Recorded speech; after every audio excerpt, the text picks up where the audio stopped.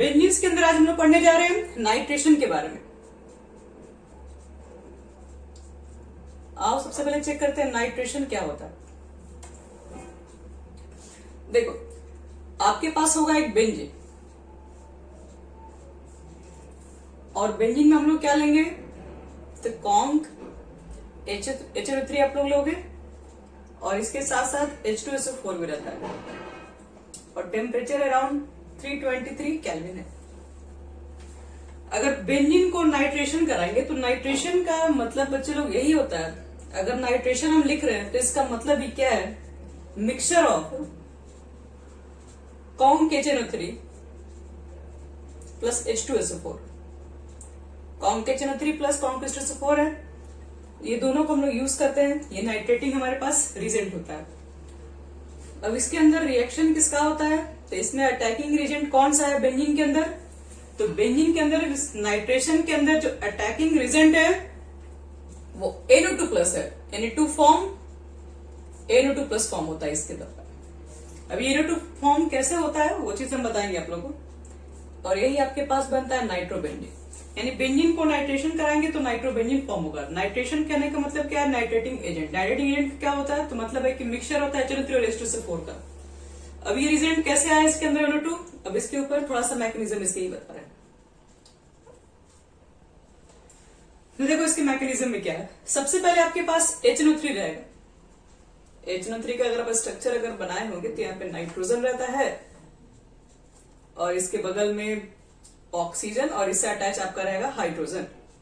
Double bond oxygen, nitrogen की valency हो गई 3, तो ये एक कोऑर्डिनेट बॉन्ड रहता है। तो ये तुम्हारे पास है क्या, नाइट्रिक एसिड। और नाइट्रिक एसिड करता क्या है, तो नाइट्रिक एसिड जो H2SO4 का जो H प्लस है, ठीक है, H2SO4 से क्या होता है, H प्लस बाहर आता है और H प्लस कहां पे अटैक करता है, तो H प्लस तो इलेक्ट्रॉन डिफिशिएंट है। H प्लस का मतलब इसके पास एक भी इलेक्ट्रॉन, इसको इलेक्ट्रॉन चाहिए होगा, तो वो कहां पर जाके अटैक करेगा, तो देखिए नाइट्रोजन के पास ऑलरेडी कोई इलेक्ट्रॉन्स नहीं होता है यहाँ पे, तो आपके पास ये जो H प्लस है ये हाइड्रोजन के लोन पेयर पे जाके अटैक करता है, क्योंकि हाइड्रोजन के पास ऑक्सीजन के पास यहाँ पर क्या है, इलेक्ट्रॉन डेंसिटी ज्यादा है, मतलब शेयर करने के बाद भी इसके पास 2 लोन पेयर दिख रहा है। तो ये जो H प्लस है जाके इस ऑक्सीजन के ऊपर जाके अटैक करता है और जैसे ही यहां पर जाएगा तो देखो क्या होगा, ये यहां पर जाके अटैच होगा तो 1 बॉन्ड 2 बॉन्ड 3 बॉन्ड, तो ये क्या कर लेगा, यहां पर इसका पॉजिटिव चार्ज हो इसके ऊपर आ जाएगा। दान तो बच्चे लोग कर ही देगा, लेकिन दान करने के बाद भी यहाँ पर बहुत प्रॉब्लम क्रिएट हो जाएगा। H2O तो है ही, लेकिन ये ऑक्सीजन के ऊपर आ जाएगा पॉजिटिव चार्ज, क्योंकि ये अपना लोअर पेयर इसको शेयर कर दिया, शेयर करने वाले के ऊपर पॉजिटिव चार्ज हो जाता है। अब वही चीज बता, प्लस चार्ज है इसके ऊपर, तो ज्यादा दिन तक वो होल्ड करके रखेगा नहीं। प्लस चार्ज से अपना चाहेगा कि उनको जल्दी से प्लस चार्ज को हटाया जाए किसी भी तरीके से, वापस अपना फिर से लोन पेयर को लेके आया जाए। तो उसके लिए क्या करेगा, ये यहाँ पर जो 2 इलेक्ट्रॉन जो नाइट्रोजन के साथ शेयर किया उसके दोनों इलेक्ट्रॉन को अपने फेवर में ले लेगा ये, यानी कुछ इस तरीके से कहो, इसमें जो 2 इलेक्ट्रॉन है ये लेकर अपना प्लस चार्ज को भेज देगा नाइट्रो ग्रुप के ऊपर, यही यहां से H2O बाहर निकल जाता है और NO2 प्लस फॉर्म हो जाता है। और यही बच्चे लोग NO2 जो आपके पास होता है यही बनता है आपके पास अटैकिंग रिजेंट नाइट्रेशन के अंदर, और इसी से आपका हो रहा होता है सब रिएक्शन। और ये जो आपके पास यहां जो आपके पास वाटर दिख रहा है, ये वाटर H2SO4 के साथ कंबाइन होकर फिर से बना लेता है हाइड्रोनियम आयन और हाइड्रोजन सल्फेट आयन। मतलब कुछ इस तरीके से ये H2O है, H2SO4 है, ये दोनों आपस में कंबाइन होके हाइड्रोनियम आयन और HSO4 माइनस आयन। तो देखो जो भी आपके पास रिएक्शन में था सब कुछ वापस बन भी गया। यहां से अगर आप पहला स्टेप में क्या किए थे, H प्लस था बाहर निकाले थे, फिर HSO4 के ऊपर एक माइनस हाइड्रोजन सल्फेट आयन यहाँ पर बचा हुआ था। और फिर से देखो ध्यान से इसके अंदर यहां से आप H प्लस बाहर निकलवा सकते हो, यहाँ से हाइड्रोजन आयन का मतलब क्या, H प्लस बाहर निकलना वाटर मॉलिक्यूल्स, और HSO4 माइनस आपके पास है और HSO4 माइनस आपके पास ये वाला कंडीशन है। यानी कि अगर इसको देखोगे यहाँ से H प्लस और H plus HSO4 minus combine करेगा तो फिर से H2SO4 बन जाएगा। तो फाइनली हम लोग क्या बोलते हैं, H और HSO4 जो आपके पास था ये पूरा आपके पास H2SO4 बन गया, मतलब एक तरीके से कैटलिस्ट के फॉर्म में यूज हुआ था। तो इसका तो कोई केमिकल रिएक्शन के अंदर यूज ही नहीं दिखाई दिया किसी को भी। इसका सिर्फ दिखाई दिया यूज। तो यहाँ पर आप देख रहे हैं कि HNO3 का मेन इसमें काम हो रहा है, क्योंकि इसी से NO2 ग्रुप निकल रहा है बाहर। NO2 ग्रुप बाहर निकल रहा है, यहाँ पर जाके अटैक कर रहा है। तो यहाँ पर जाके अटैक कर रहा होगा, NO2 बैठ रहा होगा, तो इसका एक हाइड्रोजन, और अटैक करने से पहले इसके पास भी तो एक हाइड्रोजन होगा, उसको खाली करना पड़ेगा। तो 2 हाइड्रोजन और एक ऑक्सीजन, यहाँ पर वाटर मॉलिक्यूल्स जो दिख रहा है वो फॉर्म होता है। तो यही इसके अंदर आपके पास नाइट्रेशन की पूरी कहानी है। नाइट्रेशन के अंदर कौन सा रिजेंट लिया जाता है, उस रिजेंट के अंदर NO2 ग्रुप ही हमेशा फॉर्म होंगे, और किस जगह फॉर्म होंगे। खैर बेंजीन है तो अभी तो कोई टेंशन नहीं है, लेकिन अगर यहाँ पे कोई और ग्रुप रहेगा तो हमें नाइट्रेशन कराना पड़ेगा, तो हमें सोचना पड़ेगा, क्योंकि NO2 जो ग्रुप होता है एक इलेक्ट्रॉन विथ ड्रॉइंग ग्रुप भी होता है, इस बात को भी ध्यान रखना पड़ेगा।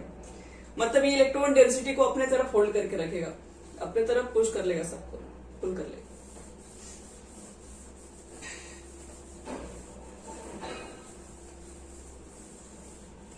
फिर से वही आपके पास यहाँ देखो, अगर हम कहेंगे NO2 जो प्लस है, अगला मैकेनिज्म है, NO2 तो जनरेट हो गया।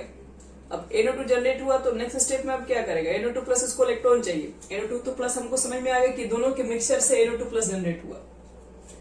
NO2 प्लस क्या करेगा, अब ये तो इलेक्ट्रॉन डिफिशिएंट है, बेंजीन पे जाके अटैक करेगा, क्योंकि बेंजीन एक इलेक्ट्रॉन रिच कंपाउंड होता है। तो मान लो कि इसका H यहाँ पर है, तो मानते हैं ये वाला चीज यहाँ पे जाके अटैक कर गया।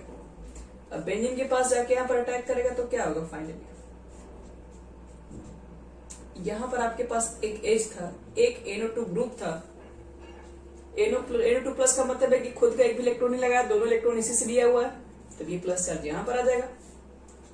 अब इसी तरीके से ये जो प्लस चार्ज को बैलेंस करने के लिए चीज यहाँ पे पुट करोगे तो ये प्लस चार्ज यहाँ पर आ जाएगा, फिर यहाँ पर पुट किया तो प्लस चार्ज आपका इधर आ जाएगा, सॉरी यहाँ पे आ जाएगा। तो बताया तो ये बेंजीन में आपके पास रेजोनेंस बनने लगेगा। फिर ये H है, ये NO2 ग्रुप है, ये प्लस चार्ज की कमी को पूरा करने के लिए ये अपना बॉन्ड तोड़ के यहाँ 2 इलेक्ट्रॉन को रख देगा, ये प्लस चार्ज फिर इसके ऊपर आ जाएगा, सेम काम फिर अपना बॉन्ड तोड़ के रख देगा आगे। तो इस तरीके से नहीं, ये रेजोनेंस स्टेबल भी है, यानी प्लस चार्ज यहाँ पर भी आ जाएगा। अब लास्ट में क्या करेगा, लास्ट में हाइड्रोजन को निकलना ही पड़ेगा, तो हाइड्रोजन अपना 2 इलेक्ट्रॉन को तोड़ के यहाँ रख देगा और पूरा यहाँ से हाइड्रोजन बाहर निकल जाएगा। और इस तरीके से आपके पास बेंजीन के ऊपर NO2 ग्रुप का अटैक हो जाता है।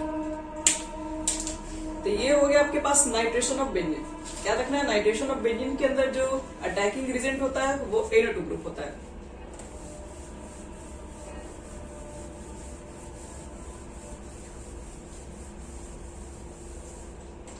यानी कि थोड़ा बहुत तो एक बार और भी लिख सकते हैं इसके ऊपर है। ये तुम्हारा है बेंजीन, और इसमें हम लोग यूज किए थे conc HNO3 plus conc H2SO4, और क्या फॉर्म हुआ था हमारे पास, नाइट्रेशन। और ये कैसा होता है, NO2 का नेचर क्या होता है, हम यहीं पे लिख दे रहे हैं। NO2 का जो बच्चे नेचर होता है उसको बोलते हैं electron with drawing group, electron with drawing group. ये इलेक्ट्रॉन हमेशा खींचने का काम करेगा। फर्दर नाइट्रेशन,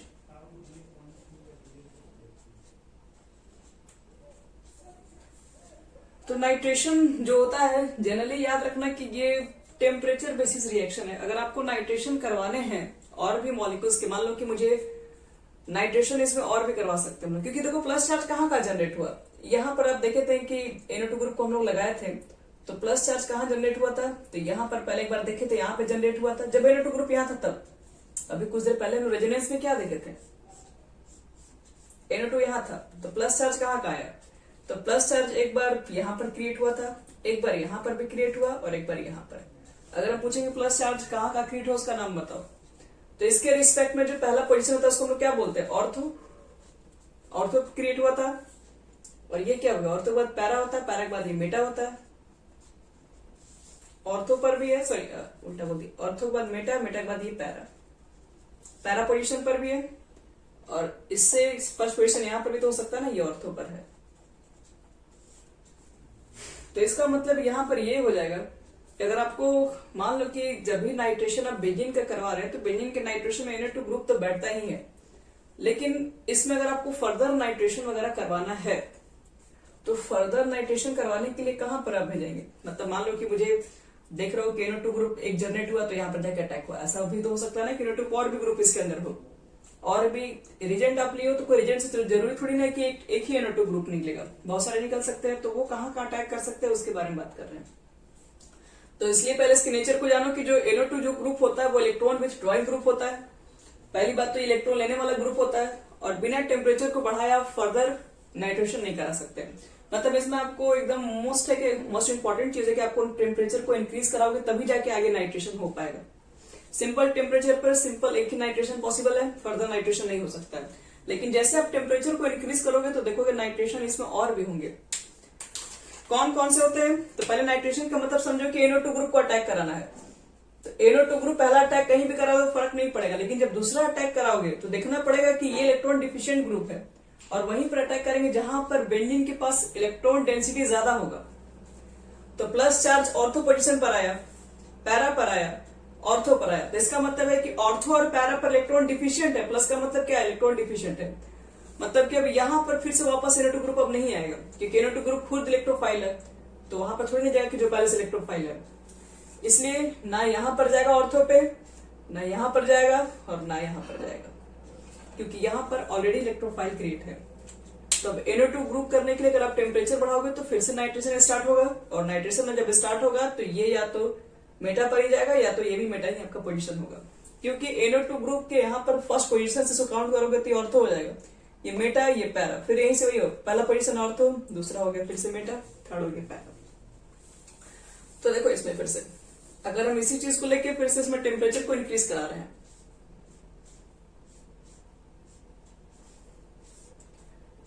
कॉन्क HNO3 मेरे पास है, प्लस कॉन्क H2SO4 है, और ये दोनों चीज अगर आप लेके चल रहे हैं तो इसमें जो रिएक्शन बनने वाला है पहला स्टेप में तो आपको NO2 आराम से बन जाएगा, कोई डाउट नहीं है। लेकिन कहा जाता है कि अगर आप फर्दर नाइट्रेशन कराएंगे अगर कॉन्क H2SO4 लेके, तो आपको टेम्परेचर थोड़ा बढ़ाना पड़ेगा। तो 100 डिग्री सेल्सियस के आसपास आपको टेम्परेचर और देना पड़ेगा, जिसमें आपको क्या होगा, तो अगला पोजीशन पर फिर से आ जाएगा ये। अब NO2 ग्रुप एक तो बैठ ही चुका है, दूसरा NO2 ग्रुप आएगा तो यहाँ पर अटैक करने के लिए देखेगा कि इलेक्ट्रॉन ही नहीं है, तो पहले से गरीब है, 30 पोजीशन पे जाकर अटैक करेगा। और अगर आपने टेम्परेचर को अगर और इंक्रीज कर दिया यही रिजल्ट रख के, अराउंड आपको 160 डिग्री सेल्सियस के आसपास है, तो फिर एक नाइट्रेशन स्टार्ट होगा, और फिर से एक नाइट्रेशन को स्टार्ट करने के लिए आपको क्या करना पड़ेगा, तो फिर से वहीं पे जाके NO2 ग्रुप अटैक करेगा जहां पर इलेक्ट्रॉन रिच है। तो यहां पर हो चुका है, फिर एक यहां पर आएगा। अब इसमें कोई नाइट्रेशन नहीं होगा। तो यही आपके पास है nitration of benzene. Simple nitration है, बिना कोई टेम्परेचर का दिया हुआ है, चुपचाप रिएक्शन बना कर देगा, कुछ नहीं होने वाला है। टेम्परेचर को अगर बढ़ाया जा रहा है तब आपके पास रिएक्शन चेंज हो सकते हैं, इसको मेसिटाइलिन बोलते हैं।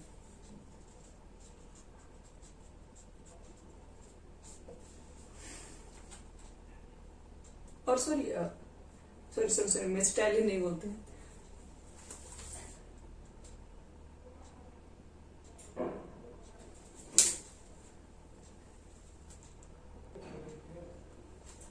वो बच्चे लोग इसका नाम मेसिटाइलिन नहीं है, सॉरी वो गलती से हो गया। इसका नाम तुम्हारा क्या हो जाएगा? TNT। TNT होगा, ट्राई नाइट्रो बेंजीन, तो TNB होना चाहिए, TNB, ट्राई नाइट्रो बेंजीन। और ये भी एक बड़ा एक्सप्लोजिव होता है। चलो नाइट्रेशन के बाद स्टार्ट करते हैं सल्फोनेशन के बारे में। सल्फोनेशन क्या होता है?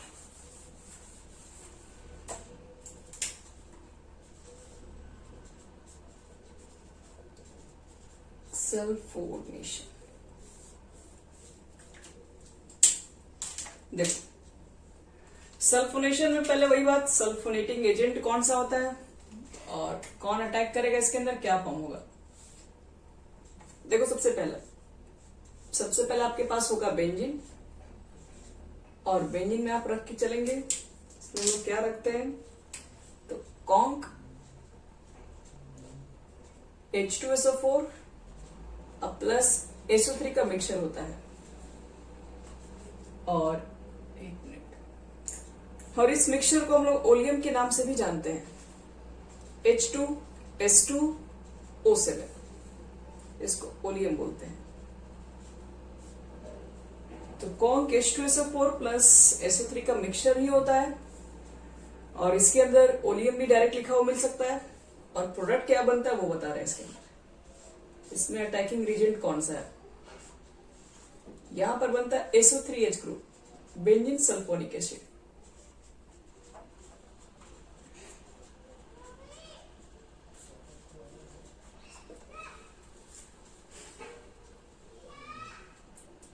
तो इसका मतलब है कि इसके अंदर आप देख रहे हैं कि SO3H इसका अटैकिंग रीजेंट बन रहा है। तो आप पहले चेक करते हैं इसमें अटैकिंग इलेक्ट्रोफाइल्स कौन सा होता है, इसके बाद फिर इसको पूरा डिटेल समझते हैं। पहले तो मैं यहाँ एक नोट्स लिखना चाहेंगे, इस नोट्स को बहुत ध्यान रखना, ये नोट्स बहुत महंगा नोट्स है। The attacking electrophile, the attacking electrophile in the sulfonation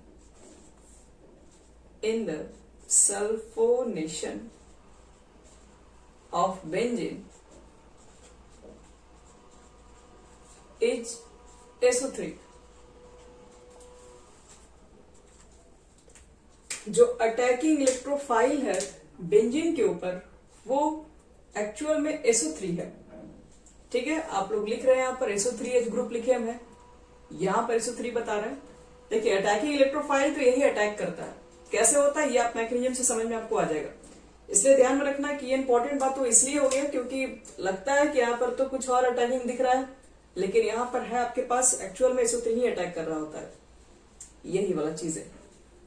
अब ये SO3 कैसे अटैक करता है, इसके मैकेनिज्म को हम समझा रहे हैं।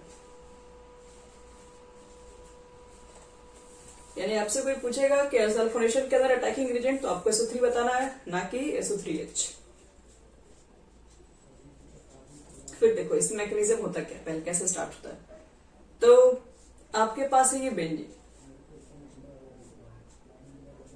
और आपने लिया SO3 ग्रुप, और SO3 ग्रुप का देखो मतलब क्या है, एक सल्फर के साथ तीन लगे हैं ऑक्सीजन, और तीनों ऑक्सीजन ज्यादा इलेक्ट्रोनेगेटिव एलिमेंट्स है, और मोर इलेक्ट्रोनेगेटिव एलिमेंट्स क्या करेंगे, ऑक्सीजन सल्फर से उसके इलेक्ट्रॉन डेंसिटी को अपने तरफ खींच रहे होंगे। तो यहां पर जो बच्चे सल्फर होगा वो हाईली पॉजिटिव होगा, सल्फर हाईली इलेक्ट्रोडिफिशिएंट होगा, और वो वहां पर अटैक करेगा जहां उसको इलेक्ट्रॉन मिल जाए। तो बेंजीन इलेक्ट्रॉन डेंसिटी ज्यादा रखता है, तो इसके ऊपर मान लो यहाँ पर अटैक करेगा।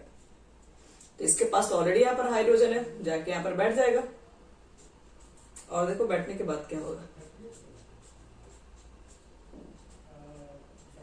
एक तो पहले से यहाँ पर H था, अब यहां पर ये ग्रुप आ गया, तो S double bond O double bond O, क्या लगता है सल्फर का तो पहले से वैलेंसी पूरा था, तो वैलेंसी अगर पूरा था तो अगर यहां पर अगर बॉन्ड लगाकर, ये प्लस है अपना कोई इलेक्ट्रॉन नहीं लगाएगा, अगर ये यहां पर बॉन्ड बनाएगा तो इसको तो अपना बॉन्ड तोड़ना ही पड़ेगा। तो ये मान दोनों इलेक्ट्रॉन को तोड़ के बॉन्ड बना लिया यहाँ पे इसके साथ, तो फिर 2 तो 4 और 1 5 5 2 7 तो नहीं बना पाएगा, मैक्सिमम 6 बना सकता है। तो ये ऑक्सीजन क्या करेगा, अपने बॉन्ड को तोड़ लेगा, इसमें जो 2 इलेक्ट्रॉन जो थे वो अपने पास नेगेटिव चार्ज के साथ रख लेगा। तो पहला स्टेप तो आपका ये हो गया। दूसरा स्टेप में क्या क्या करोगे इसमें, अब ये पॉजिटिव चार्ज यहाँ पे जनरेट होगा, ये पॉजिटिव चार्ज को बैलेंस करने के लिए फिर रेजोनेंस होगा, ये चीजें फिर यहाँ जाएंगी, फिर अगले स्टेप में ये प्लस चार्ज यहाँ पर आएगा, फिर इसको हेल्प करने के लिए आएगा, तो ये प्लस चार्ज यहाँ पर आएगा। मतलब ले देखिएगा हम लोग देखें इसके अंदर, तो पॉजिटिव चार्ज कहाँ क्रिएट होगा, एक यहाँ पर आएगा और एक यहाँ पर आएगा, और यहां तक आने के बाद देखो फाइनली क्या होगा। एक काम करते हैं, बना ही देना पूरा रेजोनेंस। ये पॉजिटिव चार्ज एक बार यहां पर होगा, और ये वाली चीज तो पहले से यहां पे था, H हो गया, इस ऑक्सीजन के ऊपर नेगेटिव, फिर से ये चीजें यहां पर पुट कर दिया जाएगा अगर हम लोग, तो ये बच्चे लोग जो पॉजिटिव चार्ज है वो यहां पर आ जाएगा आपका, और ये यहां हो जाएगा, यहां पर ऑलरेडी एक H था और यहां पर S। अब फाइनली यहां पर क्या होगा, H क्या कर देगा अब यहाँ पे, H अगर मान लो कि मैं इसको यहां पर पुट करके H को अगर बाहर निकाल दें तो फाइनल क्या बन जाएगा? अब लास्ट में ये वाला प्लस चार्ज यहां पर आ चुका है, हम चाहेंगे तो H को बाहर निकाल के बोल देंगे कि अब तो ये SO3 बन गया। ठीक है, बना लीजिए, कोई दिक्कत नहीं है।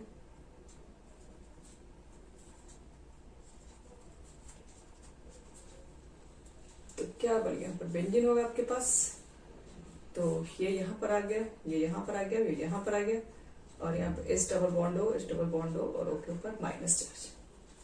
अब ये देखो माइनस चार्ज क्या करेगा, तुम्हारे पास H2SO4 भी तो है, तो H2SO4 क्या करेगा, अपना H प्लस वही बाहर निकाल के लाएगा और HSO4 माइनस में कन्वर्ट हो जाएगा खुद। और ये H प्लस क्या होगा, तो H प्लस यहां पर देख रहे हो नेगेटिव चार्ज के पास, इसके पास 2 इलेक्ट्रॉन है। एक मिनट, इससे तुम्हारे पास HSO4 जो माइनस होता है, हाँ एक मिनट, H प्लस जो रहता है वो एसिड का रहता है या वाटर का रहता है? एक मिनट को, तो यहां पर देखो, इसमें ये SO3H ग्रुप हो जाएगा।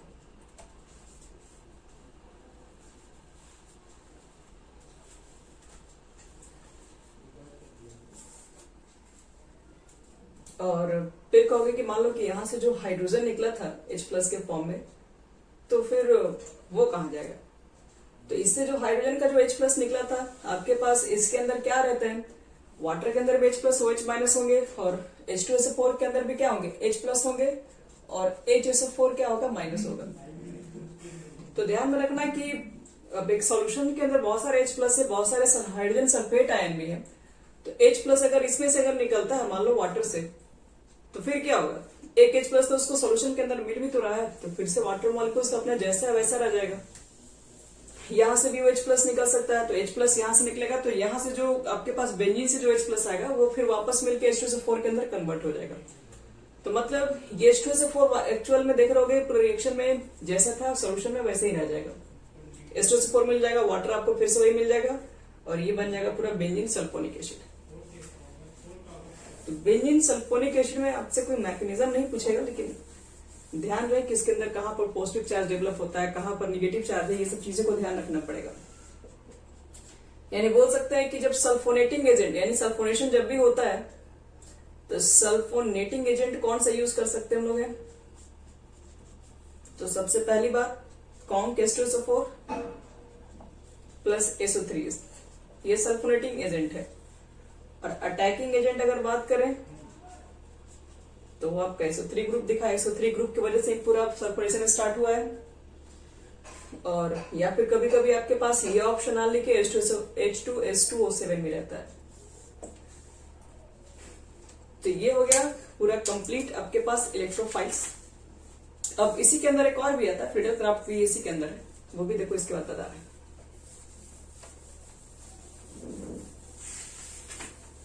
तो उसके बाद एक जगह पूरा जितने रिएक्शन बेंजीन के करवाए सब एक जगह लिख देंगे। देखो फ्रीडल क्राफ्ट, एल्काइलेशन, एसाइलेशन, ये भी बहुत इंपॉर्टेंट टॉपिक है, हर जगह मिलेगा। जितना पढ़ेंगे आगे बेंजीन में, एल्काइल हैलाइड पढ़ोगे, एराइल हैलाइड पढ़ोगे, फिनॉल्स पढ़ोगे, बेंजल्डिहाइड पढ़ोगे, बेंजोइक एसिड पढ़ोगे, ये हर जगह आपको मिलेगा। तो इसलिए और हम लोग को भी ध्यान रखना पड़ेगा जब सल्फोनेशन किए, तो सल्फोनेशन के दौरान भी इलेक्ट्रोफाइल कहाँ कहाँ क्रिएट हुआ। तो इलेक्ट्रोफाइल एक ऑर्थो पोजिशन पर क्रिएट हुआ था, फिर एक पैरा पर ऑर्थो, मतलब ऑर्थो और पैरा पर याद रखना इलेक्ट्रॉन डिफिशिएंट ग्रुप होंगे। और जब भी इलेक्ट्रॉन डिफिशिएंट ग्रुप यहाँ पर है, मतलब ये इलेक्ट्रोफाइल है, तो आप जब भी एक रिजेंट को अटैक करा रहे हैं और जो कि इलेक्ट्रोफाइल है, तो वो कभी यहाँ पर अटैक नहीं करेगा। लेकिन एक न्यूक्लियोफाइल को अटैक कराओगे तो वो वहां पर अटैक कर सकता है। तो जो जो प्लस चार्ज है ये रेजोनेंस के दौरान हमें मालूम चलता है, उसको ध्यान में रखना पड़ेगा, क्योंकि आगे जो रिएक्शन होंगे जो इसी से रिलेटेड मिलेंगे, धीरे धीरे आगे बढ़ोगे तो आपको पोजीशन याद रहेगा, तभी आप समझ पाएंगे कि आपको यहाँ पर अटैक कराना है, यहाँ पर अटैक, मतलब अटैक तभी मालूम चलेगा जब मालूम चलेगा कहाँ पर डिफिशिएंट है और कहाँ पर इलेक्ट्रॉन रिच स्पीसीज है। फिर देखो next Friedel craft,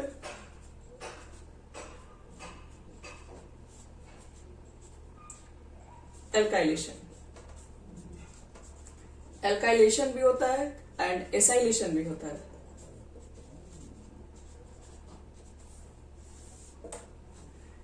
Friedel craft alkylation और एसाइलेशन।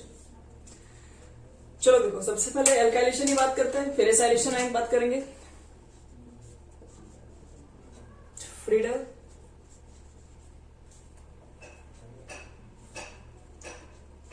Friedel craft alkylation.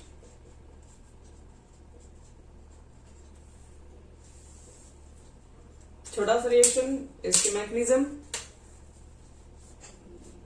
देखो। बेंजीन होगा, जब आप बेंजीन को रिएक्शन कराएंगे एल्काइल क्लोराइड के साथ तो एल्काइलेशन बनेगा, लेकिन डायरेक्टली नहीं, इन द प्रेजेंस ऑफ AlCl3। ध्यान रखना, आपके पास AlCl3 होना चाहिए। AlCl3 क्या है? लुईस एसिड है। लुईस एसिड क्यों है? क्योंकि इलेक्ट्रॉन डिफिशिएंट है। एल्यूमिनियम के आउटर मोस्ट में 8 कंप्लीट अभी नहीं हुआ है, 3 बॉन्ड बना है, 3 बॉन्ड है तो 6 इलेक्ट्रॉन हो जाएंगे 3 बॉन्ड में। तो आउटर मोस्ट में इसके कहां पर एक्स्ट्रा इलेक्ट्रॉन एल्यूमिनियम के पास नहीं होता, 3 ही होता है, इसलिए ये इलेक्ट्रॉन डिफिशिएंट है। बनते क्या है बच्चे लोग? तो ये बेंजीन के ऊपर बैठ जाएगा आपके पास एक R ग्रुप, और यही आपके पास होल रिएक्शन को कहते हैं फ्रीडल क्राफ्ट एल्काइलेशन। यानी benzene is react with alkyl chloride in the presence of Lewis acid like AlCl3, AlBr3, BF3, ZnCl2, BlCl3। जो भी लुईस एसिड कुछ भी हो सकता है, कोई जरूरी नहीं कि यही होगा, कुछ भी होगा, लेकिन जो प्रोडक्ट बनेगा वो आपके पास एल्काइल बेंजीन बनेगा। और साथ में HCl भी लिख सकते हो। ये है आपका फ्रीडल क्राफ्ट एल्काइलेशन। अगर इसी के साथ अगर हम यहीं पर बता दें कि फ्रीडल क्राफ्ट एसाइलेशन क्या होगा,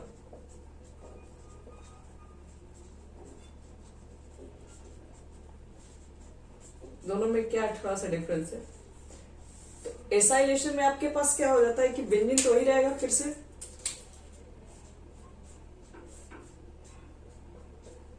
यहां पर एसिड हैलाइड ग्रुप रहता है RCOCl, ये एसिड हैलाइड ग्रुप है। और सेम चीज यहां पर भी लुईस एसिड ले सकते हैं, सेम रिएक्शन यहां पर भी होगा, और यहां पर भी आपके पास क्या होगा, तो ये Cl बाहर निकलेगा तो C डबल बॉन्ड OR, और यहां पर HCl बाहर। तो पूरा रिएक्शन तो एल्काइलेशन एसाइलेशन में। एल्काइलेशन जब भी बात होगा तो याद रखना एल्काइल हैलाइड है, अगर एसाइलेशन बात किया जाएगा तो एसाइल हैलाइड है, मतलब एसिड क्लोराइड है, सीधी सी बात है। अब इस रिएक्शन से ये कैसे जनरेट हुआ, इसमें इलेक्ट्रोफाइल कौन सा होता है, कौन से पोजीशन पे इलेक्ट्रॉन डिफिशिएंट है, हमें मालूम करना है, ये पूरा चीज है। तो आओ एक एक चीज लेके चल समझते हैं। पहले इसको लेके बना रहे हैं।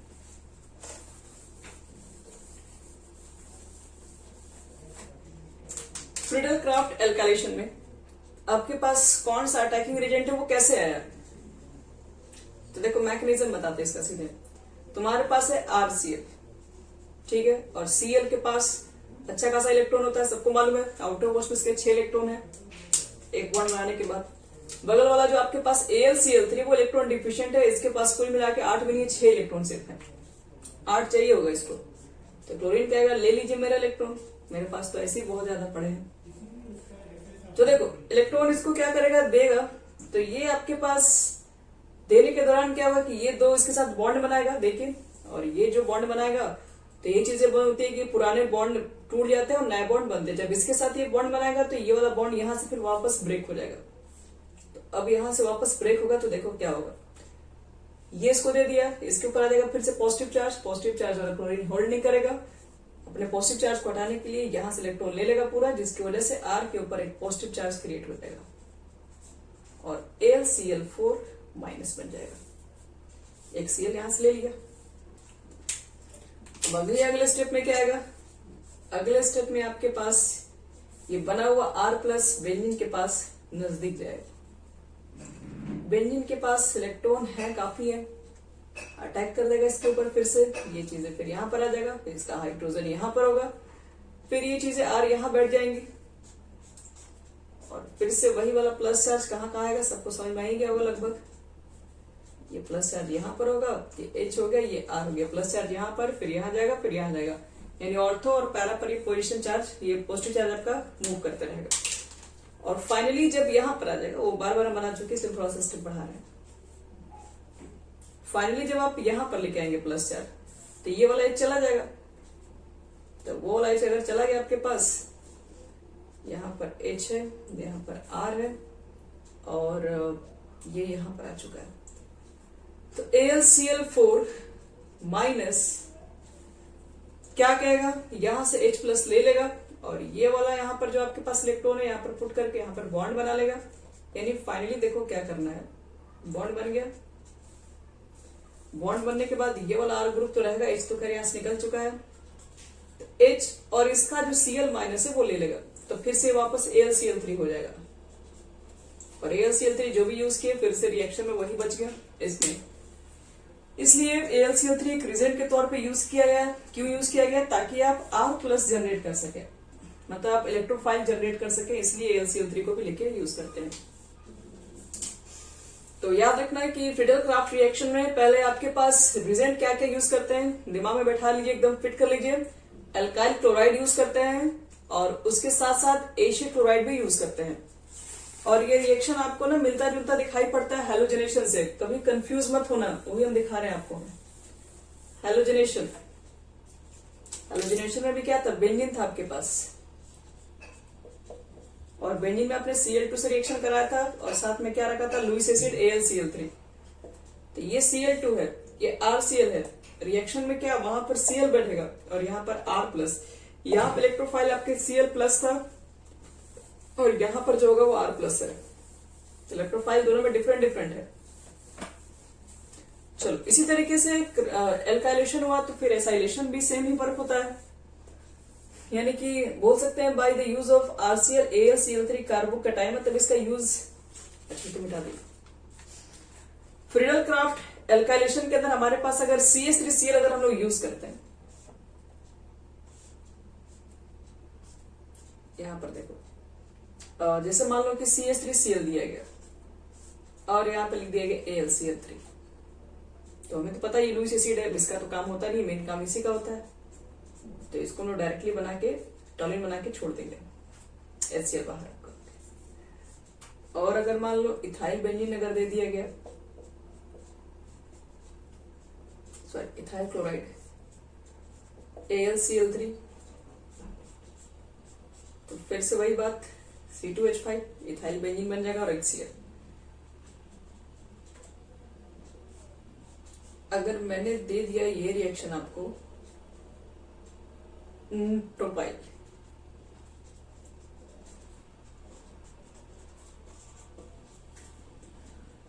तो क्या बनेगा यहां पे,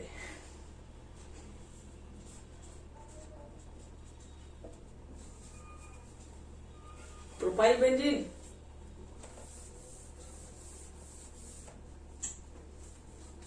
देख लेते हैं क्या बनेगा ये। देखो, ये AlCl3 आपके पास है। अगर आपने प्रोपाइल बेंजीन के साथ, सॉरी अगर प्रोपाइल क्लोराइड के साथ रिएक्शन किया तो रिएक्शन में होता है रीअरेंजमेंट।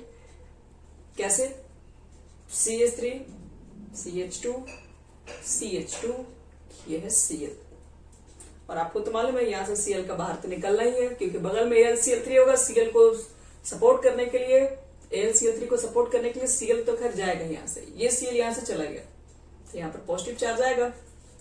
और ये पॉजिटिव चार्ज थोड़ा सा अनस्टेबल है, लेकिन ये स्टेबल हो सकता है अपने में, क्योंकि दो कार्बन के बीच में स्टेबल होने की कोई चांसेस नहीं है। एक कार्बन तो बिल्कुल भी नहीं हो सकता है, लेकिन अगर 3 कार्बन है तो इससे इसकी एसिडिटी को बढ़ाया जा सकता है। लेकिन कैसे,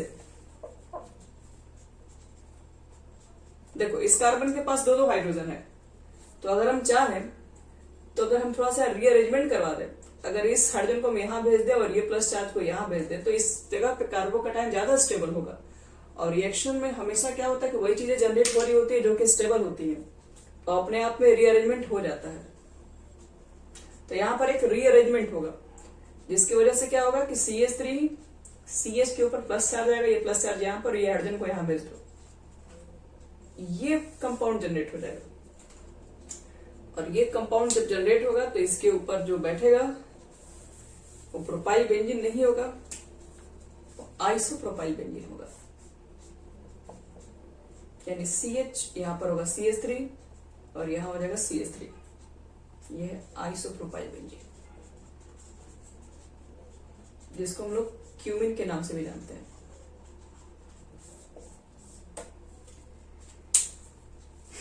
तो सिंपल से कुछ फ्रीडल क्राफ्ट एल्काइलेशन में एग्जांपल्स थे। चलो लास्ट करवाते हैं फ्रीडल क्राफ्ट एसाइलेशन।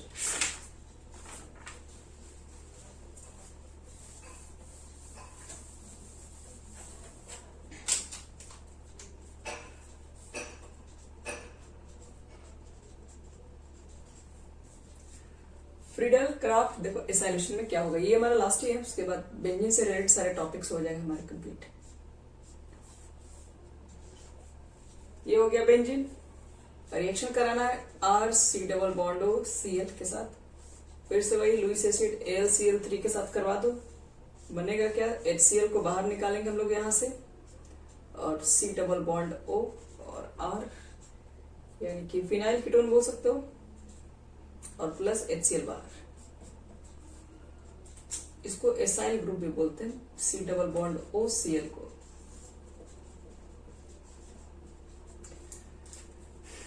तो ये रिएक्शन में क्या होता है, कैसे फॉर्म करता है, एग्जांपल ले सकते हो। CH3COCl लेके चलोगे तो मतलब एसिटोफिनॉल बन जाएगा आपके पास। C2H5 भी लेके चल सकते हो। मैग्नीशियम भी बच्चे लोग इसका वही बिल्कुल सिंपल है, जैसे आप पीछे वाला बनाए थे वही कंडीशन पूरा सेम टू सेम है। क्या यहाँ पर होगा, तो CH3 C≡OCl, जैसे एग्जांपल लेके चलो, RCOCl को जो भी लेके चलना है बना सकते हो। अगर मैं यहाँ पे AlCl3 ले लें तो फिर से वही वाला बात, यहाँ पर Cl जाएगा इलेक्ट्रोड डिफिशिएंट को हेल्प करने, तो CH3 C≡O, यहाँ पर तुम्हारा आ जाएगा पॉजिटिव चार्ज, और AlCl4 के ऊपर एक माइनस, और यही बनेगा अटैकिंग एजेंट। यही अगले स्टेप में बेंजीन के पास जाएगा, और सब कुछ सेम हो रहा होता है, कुछ नया चीजें नहीं है यहाँ पर बताने के लिए।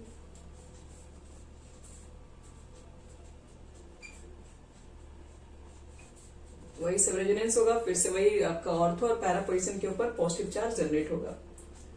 तो याद रखना कि जब मिथाइल बेंजीन भी होता है तो ऑर्थो और पैरा पोजीशन पर आपके पास आता है इलेक्ट्रो डिफिशिएंट नेचर। ये हो गया एसिटोफिनॉल। आप यहाँ पर पीएच ग्रुप पे भी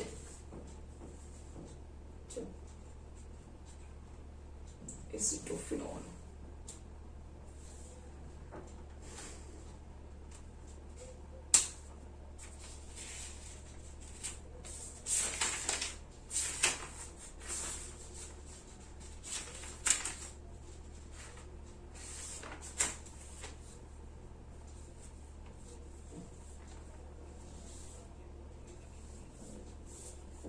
CH3 C≡O और यहाँ प्लस होगा।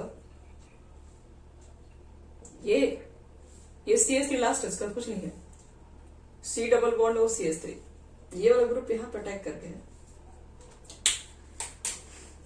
तो Friedel Crafts acylation complete. Friedel Crafts acylation में अटैकिंग रिजेंट है CH3CO ग्रुप है। दूसरी बात, जो इलेक्ट्रॉन डिफिशिएंट जो नेचर है वो आपके पास ऑर्थो पर आएगा और पैरा पर आएगा। ये दो बातों को आपको ध्यान रखना पड़ेगा, क्योंकि आगे यही सब बातें से सारा रिएक्शन स्टार्ट होगा। अब आप जो भी रिएक्शन पढ़ेंगे, हर रिएक्शन के अंदर बेंजीन के अंदर नाइट्रेशन आएगा, सल्फोनेशन आएगा, फ्रीडल क्राफ्ट रिएक्शन आएगा, अल्काइलेशन, हैलोजनेशन, ये सब चीजें हर जगह है। कुछ रिएक्शन आपको नहीं मिलेंगी, बाकी मैक्सिमम रिएक्शन ये सब चीजें रिपीटेड होगी।